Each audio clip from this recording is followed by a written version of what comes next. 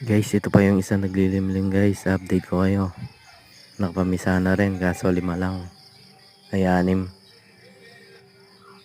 Ayan, nagpagita rin yung ayam si Manny natin guys. 3 yan guys. Ayan guys, oh, ang ganda nila.